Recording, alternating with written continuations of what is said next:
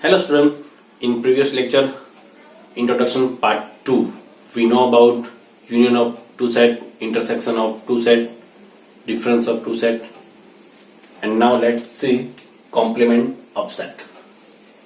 Let U be universal set and A is subset of U. Then the complement of A is set of all elements of U which are not the element of A. It is denoted by A bar और A dash.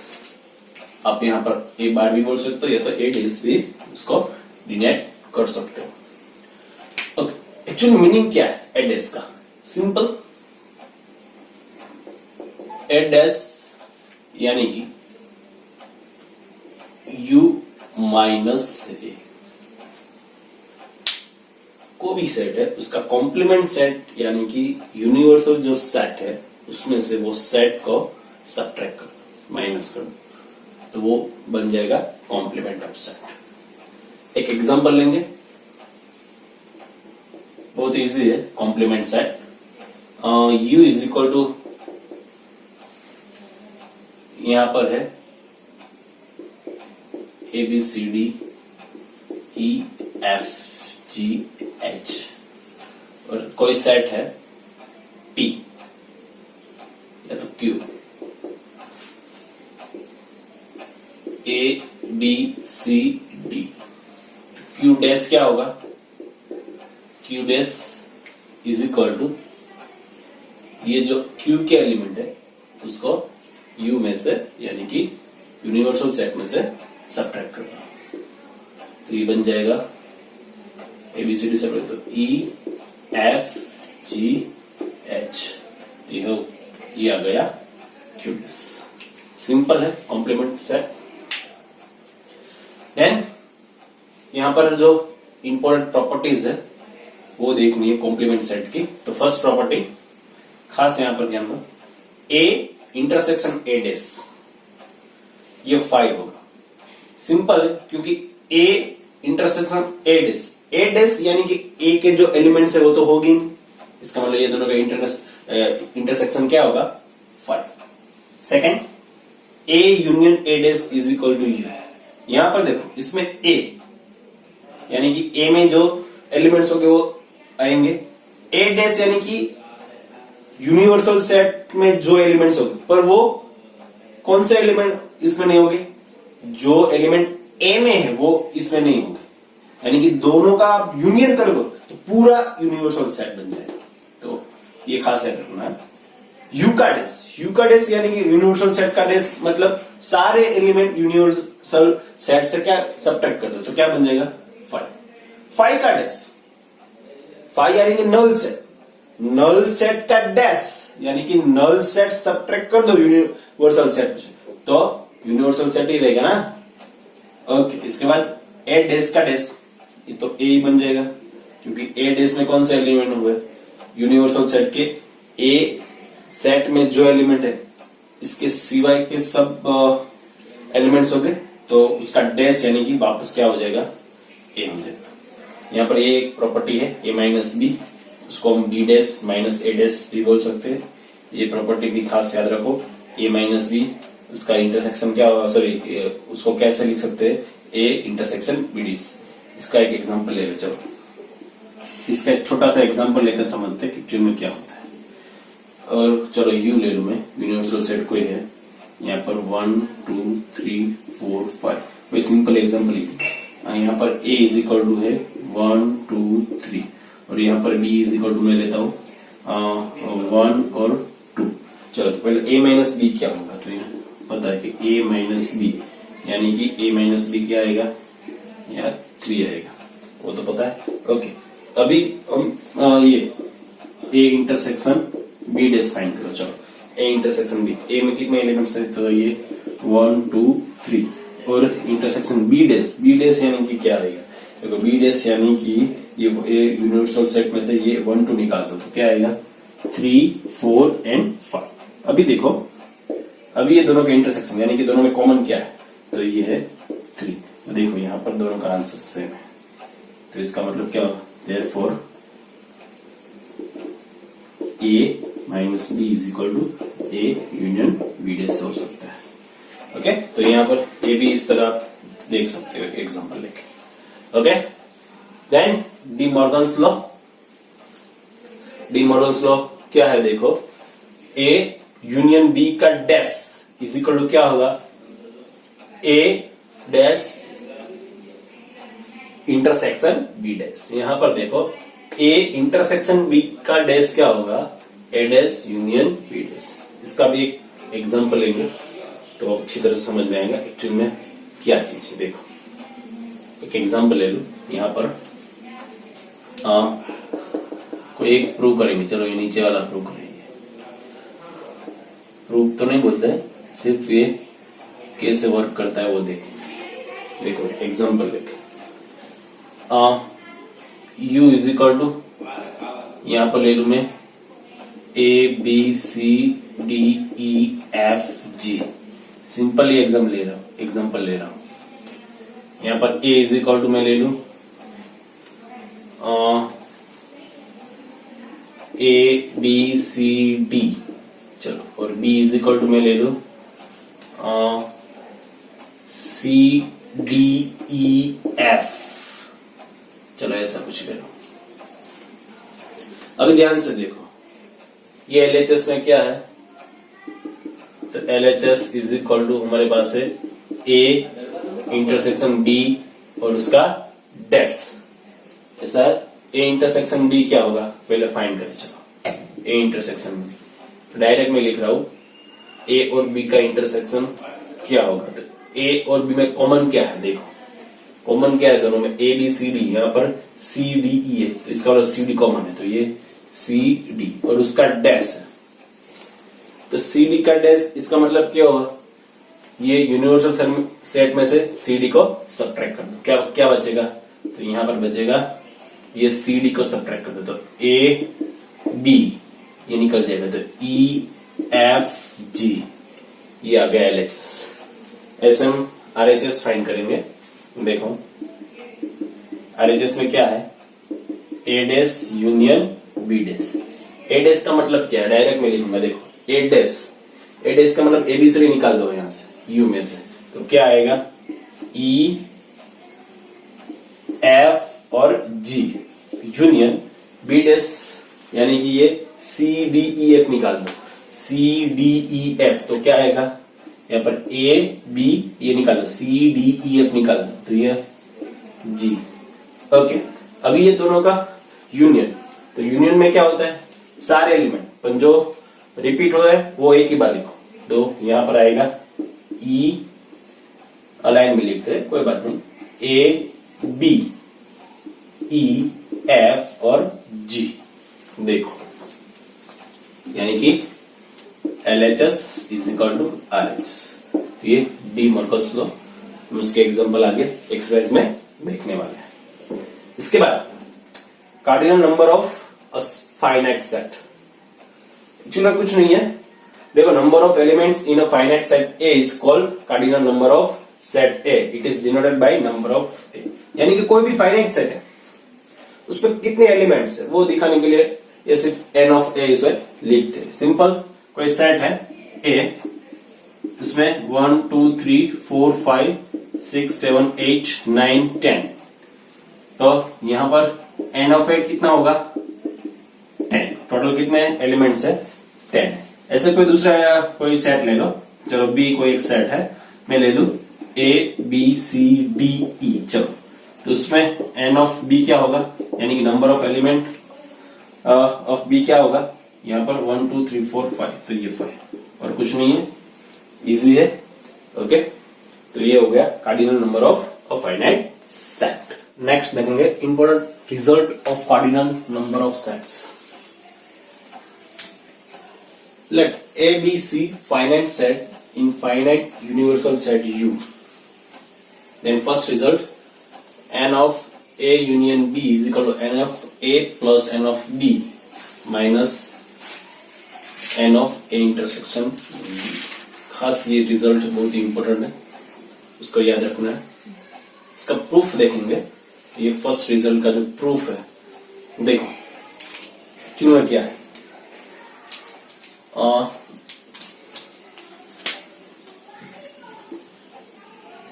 Venn diagram draw करूंगा मैं। यहां पर दो set, ये ए ये B, दो set. इसमें ये पोर्शन कौन सा होगा? ये पोर्शन देखो, ये पूरा ए नहीं है, इसमें से बी क्या करना है मुझे? सबट्रैक्ट, यानी कि ए माइनस बी। ये कौन सा है? देखो बी माइनस ए, ये जो बीच वाला है ये क्या है? ए इंटरसेक्शन बी, यानी कि ये तीन सेट है, वो तीनों set A minus B, B minus A और ए इंटरसेक्शन बी, वो डिसजॉइंट सेट हो गए। डिसजॉइंट सेट यानी कि तीनों में कुछ भी कॉमन नहीं, यानी कि ये दोनों का अगर इंटरसेक्शन आप करोगे तभी आंसर 5 आएगा, ये दोनों का इंटरसेक्शन भी 5 आएगा और ये दोनों का इंटरसेक्शन भी क्या आएगा? 5। इसको क्या बोलेंगे हम? डिसजॉइंट सेट बोलेंगे। ओके, तो ये तीनों सेट डिसजॉइंट है, तो इसका मतलब क्या होगा? ओके, एक और बात, ये जो पूरा पोर्शन है, ये जो पूरा पोर्शन है उसे क्या बोलेंगे? ए यूनियन बी बोलेंगे ना उसको। ओके, तो देखिए फर्स्ट रिजल्ट का प्रूफ देखेंगे। तो देखिए number of A union B में कितने एलिमेंट्स होंगे? तो ये तीनों का सम करेंगे। तो देखो यहां पर number of A minus B plus number of, लिखू मैं A intersection B plus number of B minus A. समझ में आ रहा है? वापस एक बार, ये पूरा दोनों सेट का यूनियन, यानी कि ये पूरा जो ब्लू लाइन है वो एरिया में कितने एलिमेंट्स होंगे? तो एक तो ये ए माइनस बी का elements plus A intersection B का elements plus B minus A के एलिमेंट्स का सम। ओके, अभी देखो ध्यान से, मैं क्या करूंगा, इसको देखो, इसको ऐसे रखो, A minus B plus A intersection B plus, इसको ऐसे रखो। अब मैं क्या करूं? ए इंटरसेक्शन बी को प्लस करूं और माइनस करूं। देखो यहां पर लिख दू plus number of A intersection B और minus number of A intersection B. Plus और माइनस किया मैंने। अभी देखो ध्यान से देखो, अभी ये जो है वो क्या है मैंने, ये देखो ए माइनस बी और ये ए इंटरसेक्शन बी के एलिमेंट्स को मैं जोड़ दूं तो ये पूरे कौन से एलिमेंट हो गए? नंबर ऑफ ए हो गया, ए के एलिमेंट। तो यहां पर इसकी जगह मैं क्या लिखूं? इसकी जगह मैं ऐसा लिखूं number of A. Same to same यहां पर ये दोनों को ज्वाइन करो तो मैं देखो ये दोनों को, यानी कि क्या हुआ? बी माइनस ए के एलिमेंट और बी इंटरसेक्शन बी के एलिमेंट, दोनों के जोड़ के क्या हो गया? नंबर ऑफ बी हो गया। तो ये हो गया नंबर ऑफ बी, ये माइनस में क्या था? Number of A intersection B. तो ये फर्स्ट का प्रूफ हो गया, number of A union B का। देखो यहां पर अगर आप मान लो कि ये दोनों जो सेट है ए और बी वो डिसजॉइंट सेट है, यानी कि उसमें दोनों में कुछ कॉमन नहीं है, इसका मतलब ए इंटरसेक्शन बी क्या है? 5। तो उसका फॉर्मूला क्या बन जाएगा? Number of A union B is number of A plus number of B, अगर दोनों डिसजॉइंट है तो। ओके, देन सेकंड, ये जो सेकंड रिजल्ट है वो ऊपर जो फर्स्ट है उसके बेस पर ही है, तो उसका एक स्टैंडर्ड फॉर्म है। देखो क्या है? Number of A union B union C, ऐसा दिया। इसको मैं ऐसा भी लिख सकता हूं ना, A union B union C को ऐसे में लिखो तो यहाँ पर ब्रैकेट कर दो, चलेगा। ओके, अभी देखो एक सेट है, ये दूसरा सेट है, दोनों का यूनियन। तो ये फॉर्मूला हमारे पास है, तो क्या लिखूंगा, number of A plus number of B union C minus क्या हो जाएगा, number of A intersection B union C हो जाएगा ऐसा। अभी देखो ये नंबर ऑफ ए, यहां पर क्या आएगा, वापस से फॉर्मूला, तो क्या number of B plus number of C minus number of क्या होगा, बी इंटरसेक्शन सी।